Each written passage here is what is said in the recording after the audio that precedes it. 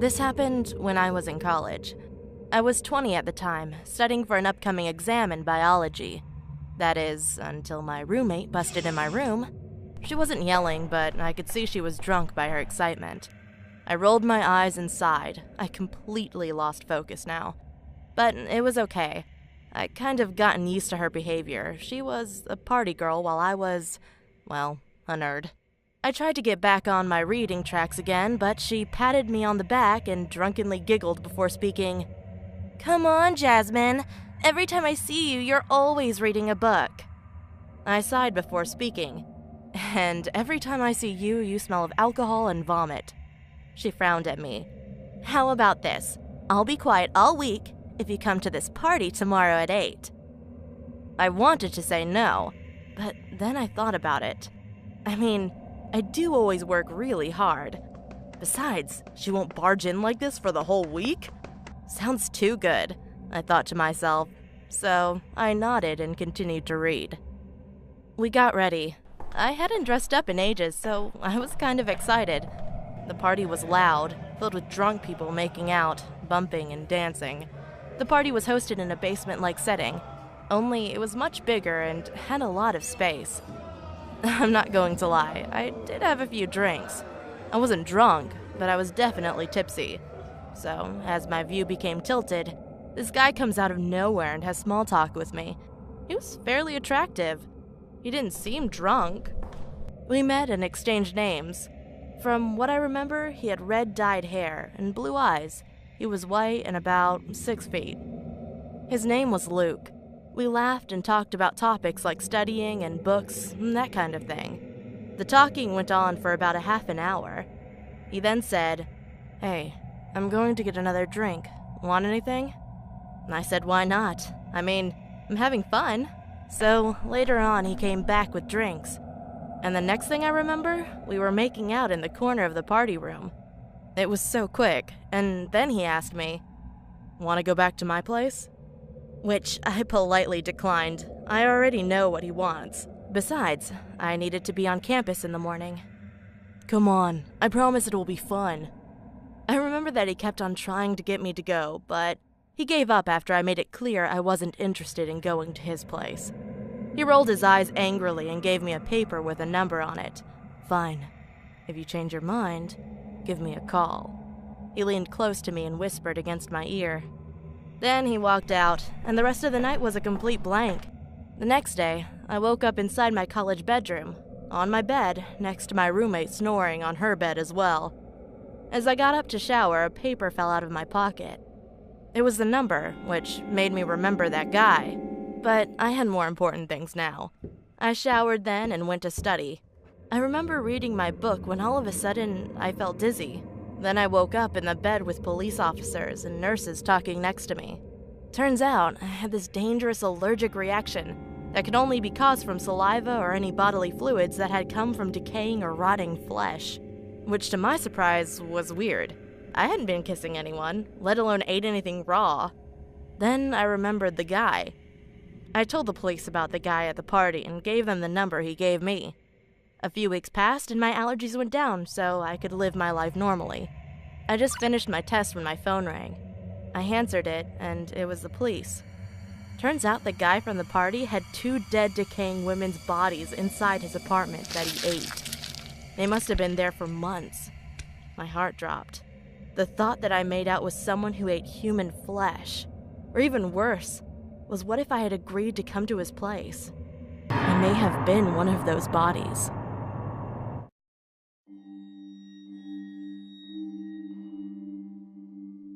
When you think of Counter-Strike Global Offensive, the last thing you'd think of was a horror story. But yet, here I am. It was the summer of 2014 and I was bored and home alone, so naturally I hopped on CSGO. I went to Dust Online to play some casual. It wasn't a very busy lobby, there was about 5 people on each side. I joined Terraced, where I quickly discovered the only other person with a mic was a guy whose name was something like Smarties McFlurry. He sounded a lot older than me, I was 14 at the time. His name was Dave and we got along well and we played good together since we had the same number of skill. We eventually played more CSGO together and then friended each other on Steam. After that, he asked for some of my social media, and I gave him my Discord and Snapchat. Then on CSGO, Dave suddenly said he had to leave and we could play more tomorrow. So I got off and watched some TV and eventually went to sleep on the couch. I was home alone for the night. At like 1 a.m., I awoke and got a glass of water. Then I heard a Snapchat notification from my phone. Curious as to who was sending snaps at this time of night, I picked it up and saw it was from Dave. I opened it, and it was a picture of my front lawn and house. The phone and the glass of water fell from my hands to the floor, and my heart began to race. I was suddenly frozen, as if rooted to the spot. The darkness around me seemed to become thicker, and I swear I was seeing shadows all around me. Then I heard a knock at the glass. I turned to the back window, and there he was, the Dave guy, who looked a lot older and creepier than me. Without thinking, I ran to the back door, locked it. I also locked the front door. I could hear him calling to me through the window. Then I proceeded to run to the only windowless room, the bathroom. I stayed in there for about an hour, shaking and fearing the worst.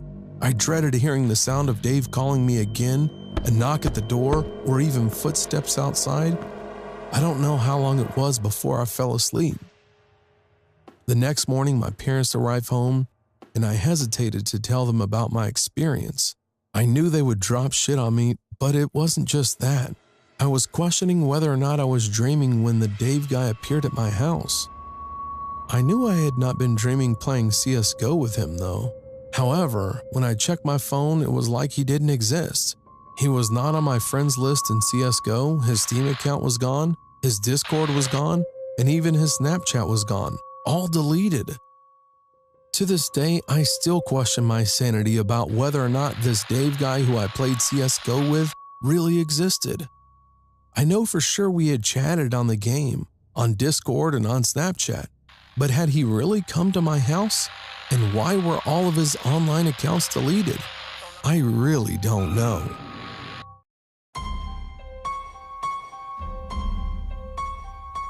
It was April 1st, 2001. I was at home watching TV when I heard a big bang on my back door. I didn't know who or what it was. Thought it was a raccoon or something, so I kept watching TV. I will never forget what I heard. Someone whispered, "I am coming for you." I turned to see who it was, but no one was there. I went outside and yelled, "Who's there?" I went back inside, and then I saw it. It was a man with a white rabbit mask holding a kitchen knife. I ran to the kitchen and grabbed a knife and turned on the light. The guy took off his mask, and it was my friend, Fred. I was relieved, and he yelled, "April Fools!" I asked how he managed to get so far when he whispered in my ear. He looked confused. To my surprise, he said, "I never whispered in your ear." That's when I knew something was in my house. I told Fred to hide and call the cops. When the cops got there, they saw a man with long black hair robbing stuff from my house. He had a pistol and some pocket knives. The cops told me he had broke out of prison a couple days before the incident.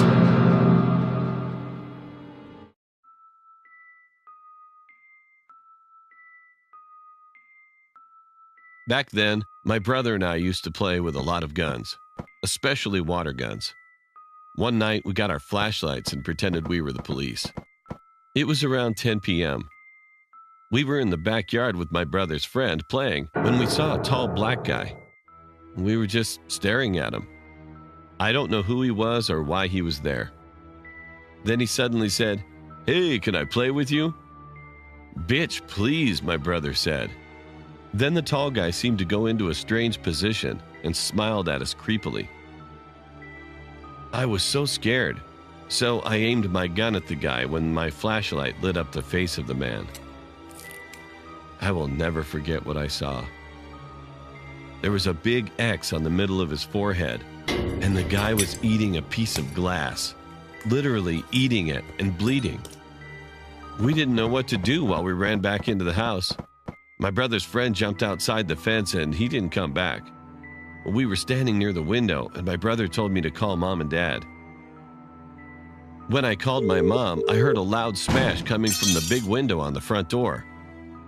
My brother quickly grabbed my shirt and dragged me upstairs. At that moment, I couldn't talk to my mom because then I would make a sound. We stayed silent for about 20 seconds. Then we heard a footstep near my side. I was about to tilt my head to take a look when I suddenly heard a gun get reloaded. My brother quickly punched the guy. I ran so fast downstairs. We had to live. We were almost to the door when we heard a gunshot. We quickly ran to the nearest neighborhood and told someone what happened. We called Mom and Dad and also dialed 911. When the police came to our house, they found fresh blood trails from the living room to the bathroom. There, they found the guy bleeding to death, as if the guy wanted us to watch him commit suicide or possibly kill us. Well, I don't know, but that was some serious madhouse shit, and I would never, ever forget what happened.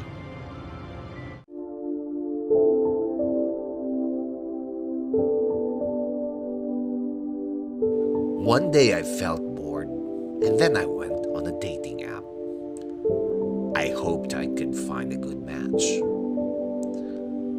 Wow, lots of beautiful women photos. But I didn't think anyone would be a good match, so I kept swiping.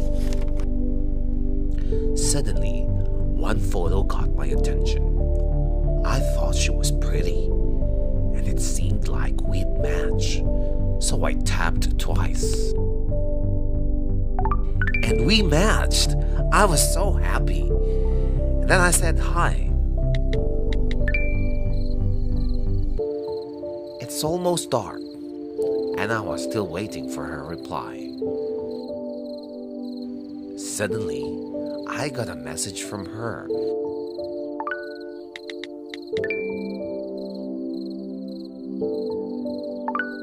Saying she likes my photo. And I replied back and I said, I also like your photo.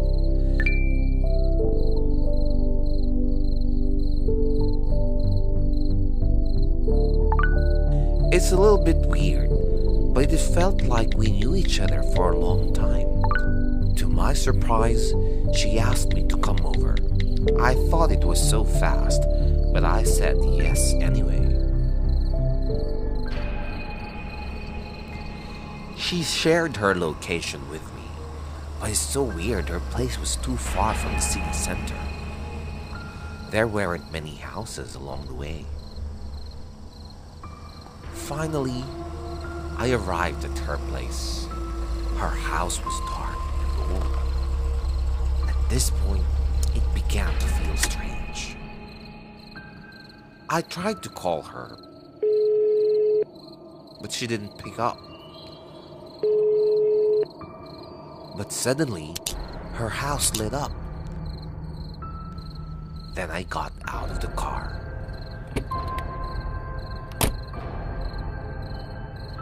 She looked through the window. I thought she was beautiful. When I got inside the house, she was really beautiful, just like in her photo. I was surprised she had prepared steak for me. But she didn't speak a lot. She was rather shy and reserved. I could only smell the aroma of a delicious steak in the entire house. So I started to eat.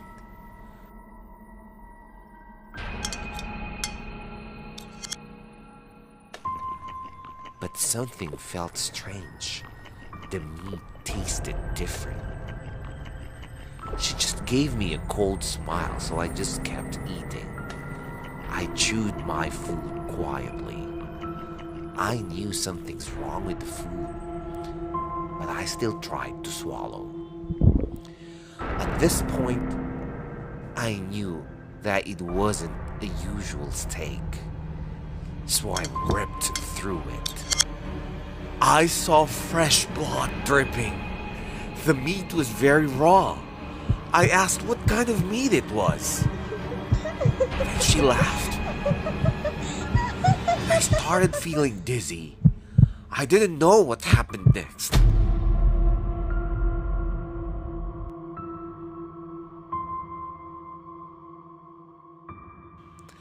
When I woke up, my head was still spinning. I saw her in the kitchen. So I asked myself what she was doing. I thought I saw human body parts in the kitchen. It was terrifying. I thought she put something strange in my state. Still couldn't move my body. Oh, you're awake. Then she turned to me and said, "It's better for me to sleep again." But I was so shocked when I saw her face turn old. She came near me and she laughed so hard. I tried to gather strength to get up. Then she said, "You will sleep forever," and lifted a knife and stabbed me.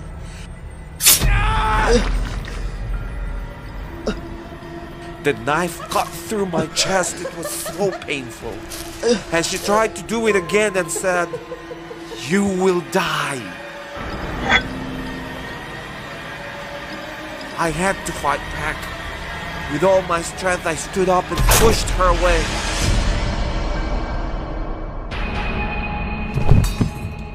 She hit her head against the wall and didn't move. I thought she was dead. I quickly snapped a photo of her and called the police.